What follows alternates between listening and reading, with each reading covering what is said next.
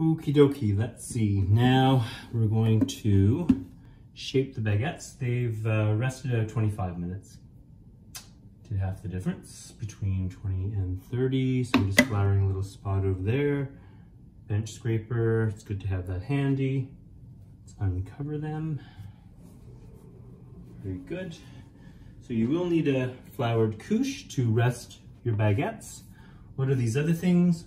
Wet towel so I can dampen the baguettes after they're shaped. And then I'm going to put them, the damp shaped baguettes onto a tray of poppy seeds to try to coat them with seeds. Okay, so starting with the first pre-shaped dough, flip it out onto the flour I have over here.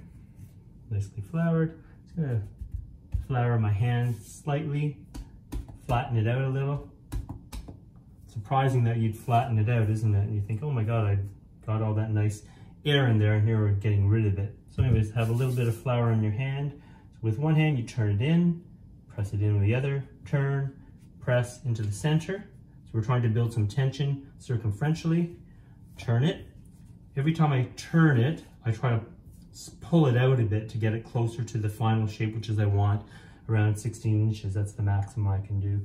Okay, so again, with one hand, you turn it in, press down with your thumb, or some people use the heel of their hand. I don't know, I find that awkward. Okay, so I'd like to have a look at my seal, because in this case I didn't do a good job sealing it, so I'm just going to seal it up a little bit. Notice there's a spot here which is very sticky. Okay, so generally speaking, we want to seam side down. We're going to try to extend them. So they're already almost to length. So with both hands, we're just doing a little rolls, just little rolls. This little section a little bit longer. So I'm not going to go to full length because all this manipulation, it's going to contract and shrink a little bit. In fact, I forgot to get my ruler ahead of time, just to give you an idea of how long. So actually that's quite good. I want it to be almost 16. It is almost 16. Keep track of where the seam is. In my case, there's a seam that was underneath, because if you have the seam down when you're finally baking it, it won't blow out. If you have the seam anywhere but down, it'll blow out there. Okay, so that's actually pretty well shaped. I'm pleased with that. Put it here just to wet it a little. Make sure that the seeds will stick. Okay, just lightly wet. That's great. And then again, transfer onto the seeds. So they say roll on seeds. I don't know how you're supposed to roll things on seeds. You can't. They can just sit on the seeds. Okay. Then I'm going to transfer to the couche. Those seeds should be pretty well stuck. Okay. And onto the couche.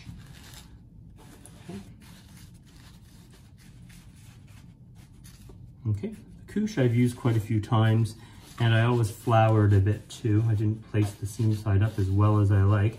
You don't want it torqued. Okay. I don't know how well those seeds stuck. Hopefully they're stuck well enough. I'm just going to lightly flour, so we're ready for the next one. Okay, let's try that whole process again. Now these seeds, just need to shake them out again. That's pretty good. Okay, shaping the next one. Here we go again. Flip it out onto the floured surface. Then I'll get flour on your heel. Flatten it out a bit. And then now I'm going to turn it in. Now the first fold goes into the center. So with one hand, the heel of your thumb, the heel of your hand, turning it in towards center. Okay, that's good. I'm going to lift it, turn. See, it's gotten longer each time, so that's good. Do the same thing again, except this time we're going to fold it over to the edge and make the seam along this edge. So we're building tension circumferentially around the baguette. Now I know a lot of people do a lot fancier shaping than I do, but I found this actually works quite well. So now I'm just going to have a look at the seam. I like to make sure my seam is well stuck. Good. Turn that out. So length, we're almost there, so we don't need to stretch it too much. seam side down. One of the challenges I find is either having too much flour or too little flour. Too much, it just slides. Too little, it's too stuck. So anyways, I've had this sitting here too long now. It's getting stuck down. Just gonna loosen it a little bit. So let's roll it out a little. So I don't want it too fat in the middle. We aren't rolling too far. There, that's enough. Transfer, seam side up.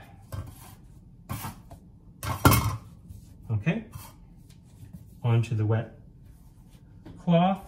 Let's get it nice and wet so we can ensure the poppy seeds stick. The first time working with poppy seeds, they're lighter than the sesame seeds, so I'm hoping they stick well. Never worked with poppy seeds before because I could never find them. All of a sudden I was able to find them at the grocery store. Let me see if I can roll it a little bit. Yeah, I can roll it just a little bit. I don't want to degas this too much. I'm going to put it over here just in case it didn't get enough seeds. I think that'll be fine. Okay, quickly over to here. So now, good. So we're going to make a pleat to separate these babies. Over just a little bit more. Okay, I'm going to reflour a little bit more for the final baguette.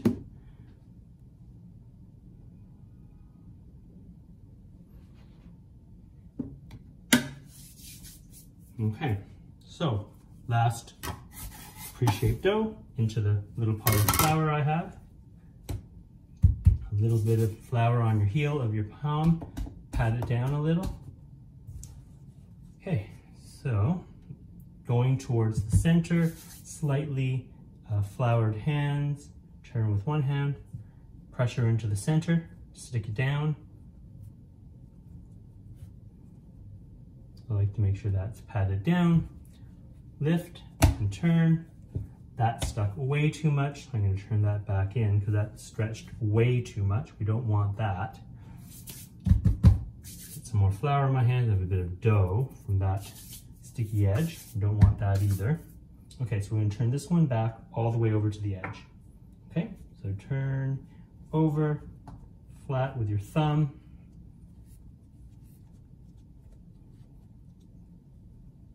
Okay, you can get this raw dough out of the way. That's going to cause a problem. If I can get it off. Come on. Okay, so I'm just going to get a little bit of flour there. Let's keep an eye on this surface here. Turn that down. Okay, so we're not bad for length. Just going to skinny the center a little and then just roll out. So actually, that's almost too long already, so I'm not going to do any more on that. Flip it over so I can keep an eye on the seam. Seam looks good. Make sure it don't lose the seam. Okay, let's see what just happened there. Where's the seam? There we are. Okay, so let's pick this up. Pick it up. Over to here, let's make sure he's nice and damp.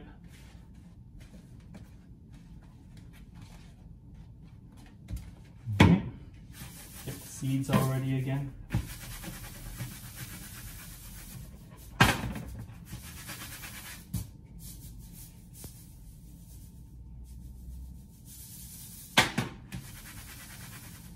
Okay, there we go.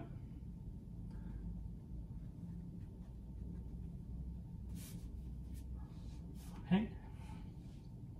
See if I can roll him a bit. Get seeds on the sides a bit more. Okay, not bad. Okay. Transfer him back to the couche. Over here. Yeah, that went fairly well. Keeping the seam side up on the couche. Make another pleat. A little bit more flour so it doesn't stick to the couche. Now, the other thing to remember to do, and I've forgotten in the past, is to lightly flour the bottom, which is sticking up. Why do you do that? Because when you're transferring this to your transfer board and then onto your peel, if there isn't any flour on this side, which is going to be the bottom, it'll stick to your transfer board and then cause a lot of trouble if it's stuck. Okay, lightly floured.